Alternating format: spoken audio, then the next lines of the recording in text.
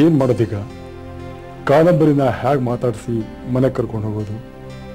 ದೇವರೇ, ಪ್ರಯತ್ನ ಮಾಡ್ತೀನಿ, ಫಲ ನಿಂದು.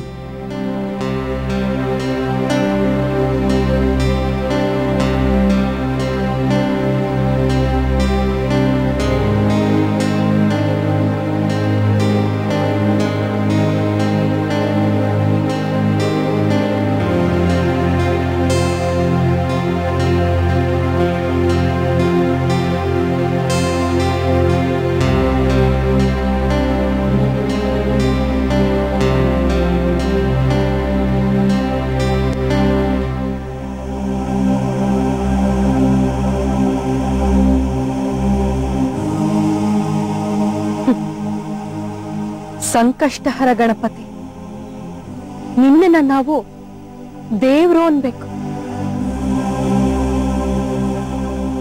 ಆಕಾರನೇ ಇಲ್ದಿರೋ ನಿನ್ನಂಥ ದೇವ್ರಿಗೆ ನೀನೇ ಕೇಳಿ ಕಟ್ಟಿಸ್ಕೊಂಡಿದ್ಯೇನೋ ಅನ್ನೋ ಹಾಗೆ ನಮ್ಮಂತ ಮನುಷ್ಯರು ಮನೆ ಕಟ್ಟಿಸ್ಕೊಡ್ತಾರೆ. ಆದ್ರೆ ನಿಜವಾದ ನಿರಾಶ್ರಿತರನ್ನ ಬೀದಿಲೇ ನಿಲ್ಲಿಸ್ಬಿಡ್ತಾರೆ. ಇನ್ನು ಎಷ್ಟು ಸಲ ನನ್ ಮೇಲೆ ಅಪವಾದ ಹೊರಿಸ್ತೀಯ ನೀನು? ಇನ್ನು ಎಷ್ಟು ಸಲ ನನ್ನನ್ನು ಹೀಗೆ ಬೀದಿ ನಿಲ್ಲಿಸ್ತೀಯ? ಹೀಗೆಲ್ಲ ಮಾಡೋದ್ರ ಬದಲು ಒಂದೇ ಸಲ ನನಗ್ ಸಾವು ಕೊಡ್ಬೋದು ತಾನೆ. ನನಗ್ ಸಾವನ್ನು ಕೊಡ್ದೆ, ಒಳ್ಳೆ ಬದುಕನ್ನು ಕೊಡ್ದೆ, ನನ್ನನ್ನು ಯಾಕೆ ಈ ರೀತಿ ಸತಾಯಿಸ್ತಾ ಇದೆಯಾ ನೀನು? ನಾನೇನ್ ಅನ್ಯಾಯ ಮಾಡಿದ್ದೀನಿ ನಿನಗೆ? ನನಗೆ ಯಾಕೆ ಈ ರೀತಿ ನೋವನ್ನ ಕೊಡ್ತಾ ಇದೆಯಾ?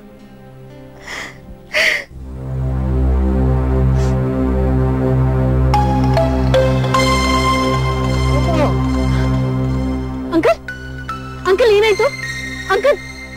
ಅಯ್ಯೋ ದೇವ್ರೆ, ಒಂದ್ ಸ್ವಲ್ಪ ನೀರ್ ತಗೊಂಡ್ ಬನ್ನಿ ಅಂಕಲ್.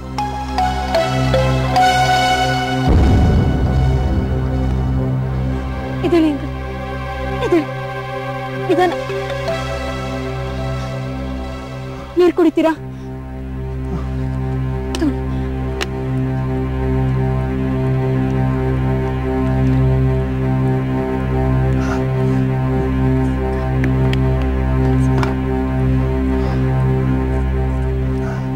ಏನಾಯ್ತು ನಿಮ್ಗೆ?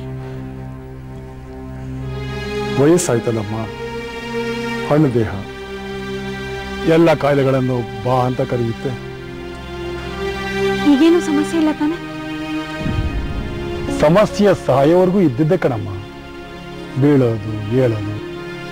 ನಿಮ್ ಮನೆ ಎಲ್ಲಿದೆ ಅಂತ ಹೇಳಿ, ಅಥವಾ ಫೋನ್ ನಂಬರ್ ಆದ್ರೂ ಕೊಡಿ. ನಿಮ್ ಮನೆಗೆ ಫೋನ್ ಮಾಡಿ ಯಾರನ್ನಾದ್ರೂ ಕರೆಸ್ತೀನಿ. ಬೇಡಮ್ಮ, ನನ್ನ ಮನೆ ಇಲ್ಲೇ ಹತ್ರ ಇದೆ. ನಿಮ್ಗೇನು ಅಭ್ಯಂತರ ಇಲ್ಲ ಅಂದ್ರೆ ನನ್ನನ್ನ ಮನೆವರೆಗೂ ಬಿಟ್ಟು ಹೋಗ್ತೀಯಾ? ಅಯ್ಯೋ, ಅದಕ್ಕೇನಂತೆ, ಬನ್ನಿ ಬಿಟ್ಟು ಬರ್ತೀನಿ. ಅಲ್ಲ ಕಣಮ್ಮ, ನೀನು ದೇವರಿಂದ ಬೈತಾ ಇದ್ದದನ್ನ ಕೇಳಿಸ್ಕೊಂಡೆ. ನೀನೇ ಸಮಸ್ಯೆಲಿದ್ದೀಯಾ ಅಂತ ಕಾಣುತ್ತೆ. ಅಂಥದ್ರಲ್ಲಿ ಬೇರೆ ಕಷ್ಟಕ್ಕೆ ಕರಗ್ತಾ ಇದೆಯಲ್ಲ. ಯಾರಮ್ಮ ನಿನ್ನ ಹೆತ್ತ ಮಹಾತಾಯಿ? ನನ್ನ ಹೆತ್ತವ್ರ ಬಗ್ಗೆ ನನಗೇನು ಗೊತ್ತಿಲ್ಲ. ಅಂದ್ರೆ ನೀನು ಅನಾಥೇನಾ? ಬಹುಶಃ ಅನಾಥೇನೆ ಅನ್ಸುತ್ತೆ. ನನ್ಗೇನು ಗೊತ್ತಿಲ್ಲ. ನನ್ಗೆ ಆಕ್ಸಿಡೆಂಟ್ ಆಯ್ತಂತೆ. ಆ ಆಕ್ಸಿಡೆಂಟ್ ಅಲ್ಲಿ ನನಗೆ ಹಿಂದಿನಂತೆಲ್ಲ ಮರ್ತು ಹೋಗಿದ್ಯಂತೆ. ಯಾರೋ ಬಂದು ನೀನು ಇಂಥವಳು ಅಂತ ಹೇಳಿ ನನ್ನನ್ನ ಮನೆ ಕರ್ಕೊಂಡು ಹೋದ್ರು. ಸ್ವಲ್ಪ ದಿವಸ ಆದ್ಮೇಲೆ ನೀನು ಅಂಥವಳು ಅಂತ ಹೇಳಿ ಮನೆಯಿಂದ ಆಚೆ ಹಾಕ್ಬಿಟ್ಟು, ಈ ಅಲ್ದಾಟದಲ್ಲಿ ನನಗೆ ಒಬ್ರು ಸಿಕ್ಕಿದ್ರು. ಅವ್ರ ಕಥೆನೂ ನನ್ನ ಕತೆ ತರ. ಇಬ್ರು ಒಂದೇ ಮನೆ ಮಾಡ್ಕೊಂಡಿದ್ವಿ. ಆಮೇಲೆ ಇನ್ಯಾರೋ ಬಂದು, ನಾವು ನಿನ್ನ ಅತ್ತೆ ಮಾವ, ನೀನು ನಮ್ಮ ಸೊಸೆ ಅಂತ ಹೇಳಿದ್ರು. ನನ್ನನ್ನ ಅವ್ರ ಮನೆಗೆ ಕರ್ಕೊಂಡು ಹೋದ್ರು. ಅವರು ಒಂದ್ ಕತೆ ಹೇಳಿದ್ರು. ಆಕ್ಸಿಡೆಂಟ್ ಅಲ್ಲಿ ಮಗ ಮೊಮ್ಮಕ್ಕಳನ್ನೆಲ್ಲ ಕಳ್ಕೊಂಡಿದೀವಿ, ಈಗ ನಮ್ಮ ಪಾಲಾಗಿರೋದು ನಿನ್ನೊಬ್ಳೆ ಅಂತ. ಸ್ವಲ್ಪ ದಿವಸ ಎಲ್ಲರೂ ಜೊತೆಲೇ ಇದ್ವಿ. ಆಮೇಲೆ ಅವರು ಪರಾರಿ ಆಗ್ಬಿಟ್ರು. ಮತ್ತೆ ಬೀದಿಗೆ ಬಿದ್ದೆ ನಾನು. ಆ ದೇವರಿಗೆ ನನ್ನ ಮೇಲೆ 3 ಪೈಸೆ ಅಷ್ಟು ಕರುಣೆ ಬಂದು ಮತ್ತೆ ನನ್ಗೆ ಇನ್ನೊಂದು ಆಶ್ರಯ ಕೊಟ್ಟ. ಆದ್ರೆ ಆ ಕರುಣೆ 3 ದಿವಸದಲ್ಲಿ ಕರಗ್ ಹೋಯ್ತು. ಈಗ ಮತ್ತೆ ಬೀದಿಗೆ ಬಿದ್ದಿದ್ದೀನಿ. ನಾನು ಯಾರು ಅಂತ ನನಗೆ ಗೊತ್ತಿಲ್ಲ. ಎಲ್ಲಕ್ಕೆ ಹೋಗ್ಬೇಕು ಅನ್ನೋ ಜ್ಞಾನನೂ ಇಲ್ಲ. ಒಟ್ನಲ್ಲಿ ನಂದು ಗುರಿನೇ ಇಲ್ದಿರೋ ದಾರಿ. ನನ್ನ ಕತೆ ಬಿಡಿ ಅಂಕಲ್. ಬನ್ನಿ, ನಿಮ್ಮನ್ನ ನಾನು ನಿಮ್ಮ ಮನೆಗೆ ಬಿಟ್ಟು ಹೋಗ್ತೀನಿ.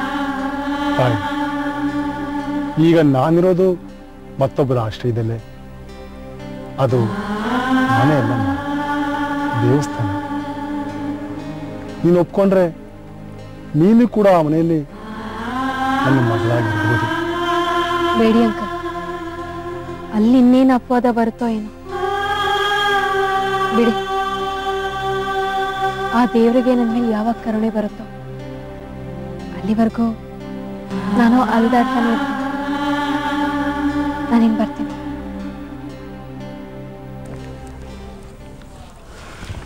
ನೋಡಮ್ಮ, ನೀನೊಂದು ಸಾರಿ ನಮ್ಮ ಮನೆಗೆ ಬಾ, ಎಲ್ಲ ಗೊತ್ತಾಗುತ್ತೆ. ಗೊತ್ತು ಗುರಿ ಇಲ್ದಿರೋ ಈ ಎಳೆದಾಟ ಯಾಕೆ? ಯಾಕಮ್ಮ? ನನ್ನ ಮೇಲೆ ನಿನಗೆ ನಂಬಿಕೆ ಇಲ್ವಾ? ಬಾ ಅಮ್ಮ, ನಮ್ಮ ಮನೆಗೆ ಒಂದ್ಸಲ ಬಾ. ಒಂದ್ ವೇಳೆ ನಿನಗೆ ನಂಬಿಕೆ ಇಲ್ಲ ಅಂದ್ರೆ ಹೊರಟೋಗು. ನನಗನ್ಸುತ್ತೆ ನಿನ್ ಕಷ್ಟ ನೋಡಿ ಆ ದೇವ್ರೆ ನನ್ನನ್ನ ಇಲ್ಲಿಗೆ ಕಳಿಸ್ದ ಅಂತ. ಬಾ ಅಮ್ಮ.